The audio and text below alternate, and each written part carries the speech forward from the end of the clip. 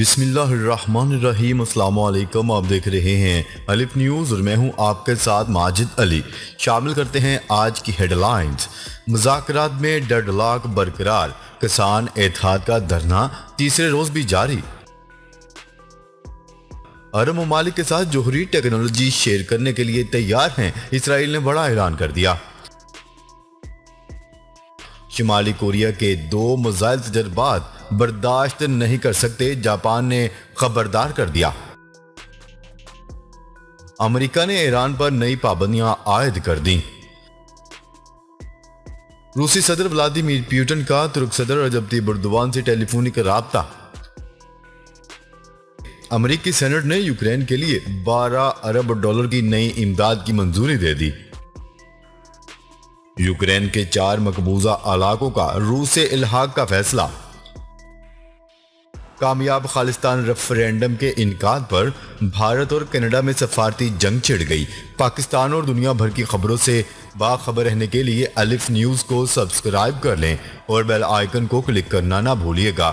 ناظرین، اپنی آراء کا اظہار کمنٹ سیکشن میں لازمی کیجیے گا۔ ہیڈ لائنز آپ نے جانی، اب بڑھتے ہیں خبروں کی تفصیلات کی طرف۔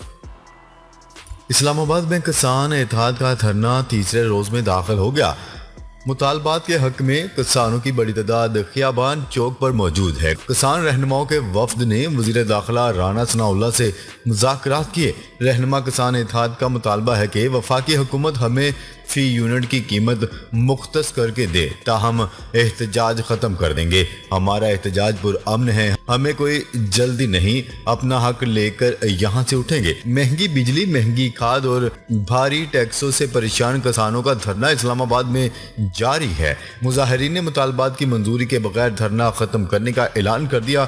کسان اتحاد کے ایک وفد نے وزیر داخلہ رانا ثناء اللہ کے ساتھ مذاکرات کیے۔ وفاقی حکومت کی جانب سے کسانوں کا ابتدائی طور پر ٹیوب ویل کا مطالبہ منظور کر لیا گیا، جبکہ دیگر مطالبات بھی جلد منظور کیے جانے کی یقین دہانی کروائی گئی ہے۔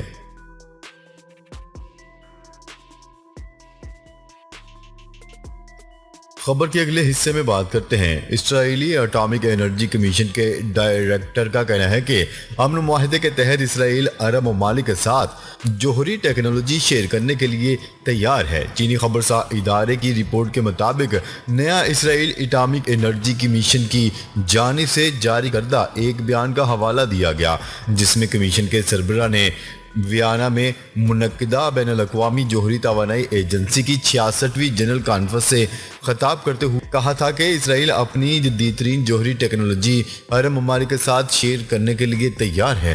انہوں نے مزید کہا ہے کہ اسرائیل کو امید ہے کہ 2020 میں متحدہ عرب امارات، بحرین اور مراکش کے ساتھ طے پانے والے معاہدے کے لیے براہ راست بات چیت کا آغاز کریں۔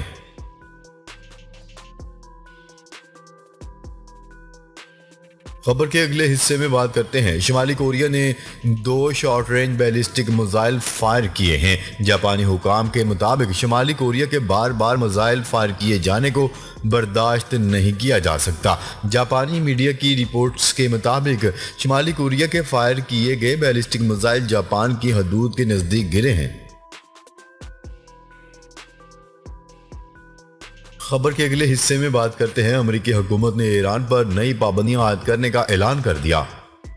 غیر ملکی میڈیا کی رپورٹ کے مطابق امریکی وزارت خزانہ کی جانب سے جاری بیان میں ایران پر مزید پابندیاں لگانے کا اعلان کرتے ہوئے کہا گیا ہے کہ نئی پابندیوں کا مقصد ایران کو غیر قانونی طریقے سے تیل اور پیٹرولیم مصنوعات کی فروخت سے روکنا ہے۔ بیان میں مزید کہا گیا ہے کہ جب تک ایران 2015 میں کیے گئے جوہری معاہدوں پر مکمل عمل نہیں کرتا، ایران پر پابندیوں کا سلسلہ جاری رہے گا۔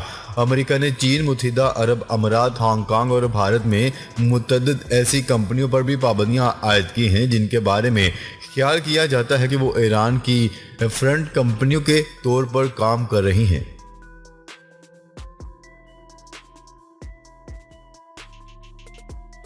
خبر کے اگلے حصے میں بات کرتے ہیں۔ روس کے صدر ولادیمیر پوٹن نے ترک صدر رجب طیب ایردوان سے ٹیلی فونک رابطہ کیا۔ غیر ملکی خبرساں ایجنسی کی رپورٹ کے مطابق دونوں رہنماؤں کی ٹیلی فونک گفتگو کے دوران زیر سمندر پائپ لائنوں میں لیکیج کا معاملہ زیر غور آیا ہے۔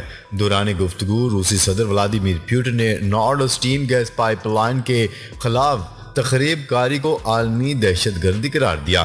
یاد رہے کہ یورپ کو گیس سپلائی کرنے والی 2 روسی پائپ لائنز میں پر اسرار لیکیج کی ہنگامی بنیادوں پر تحقیقات شروع کر دی گئی ہیں۔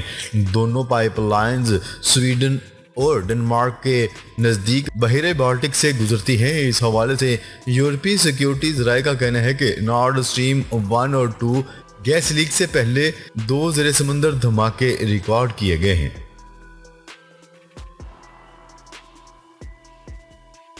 خبر کے اگلے حصے میں بات کرتے ہیں۔ امریکی سینٹ نے یوکرین کے لیے 12 ارب ڈالر کی نئی امداد کی منظوری دے دی۔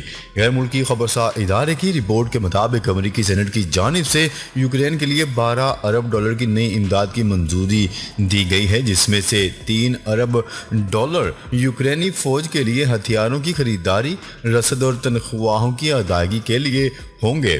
اس کے علاوہ 4.5 ارب ڈالر یوکرین کے معاشی استحکام کے لیے ہوں گے، جو حکومت چلانے اور عوام کو سہولیات کی فراہمی کے لیے ہوں گے، جبکہ باقی رقم دیگر امور کے لیے ہوگی۔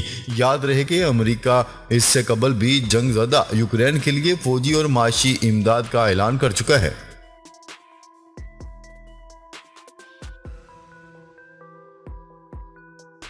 خبر کے اگلے حصے میں بات کرتے ہیں۔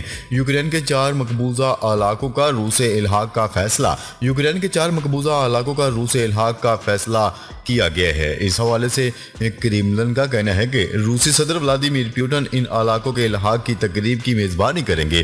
کریملن کے مطابق یوکرین کے 18% مقبوضہ حصے کی روس میں شمولیت کی تقریب آج ہوگی۔ روسی صدر ولادیمیر پوٹن یوکرینی علاقوں کے روس کا حصہ بننے کا اعلان کریں گے۔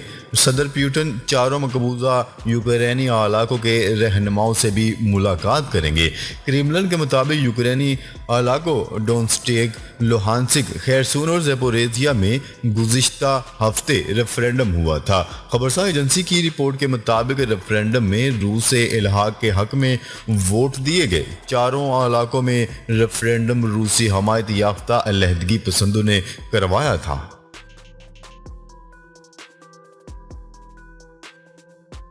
خبر کے اگلے اور آخری حصے میں بات کرتے ہیں۔ کامیاب خالصتان ریفرینڈم کے انعقاد پر بھارت اور کینیڈا میں سفارتی جنگ چھڑ گئی۔ کینیڈا میں کامیاب خالصتان ریفرینڈم کا انعقاد بھارت سے ہضم نہ ہو سکا، جس کے بعد دونوں ممالک میں سفارتی جنگ چھڑ گئی۔ بھارتی حکومت کی جانب سے کینیڈا جانے والے اپنے طلبہ کے لیے ٹریول ایڈوائزری کے ٹھیک 4 دن بعد کینیڈا نے بھی اسی زبان میں جواب دیا ہے۔ کینیڈا نے بھی اپنے شہریوں کو بھارت کے مختلف حصوں کا سفر کرنے سے گریز کرنے کی ہدایات جاری کر دی ہیں۔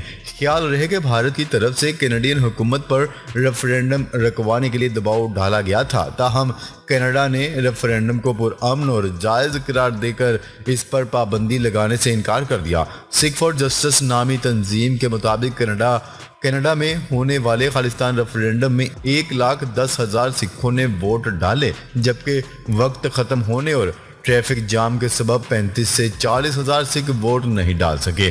آزاد مبصرین نے بھی ریفرینڈم میں 1,10,000 ووٹ ڈالے جانے کی تصدیق کی ہے۔ ناظرین، اب تک کے لیے اتنا ہی۔ مزید خبریں لے کر بہت جلد آپ کی خدمت میں حاضر ہوں گے۔ تب تک کے لیے اپنا خیال رکھیے گا۔ اللہ نگہبان۔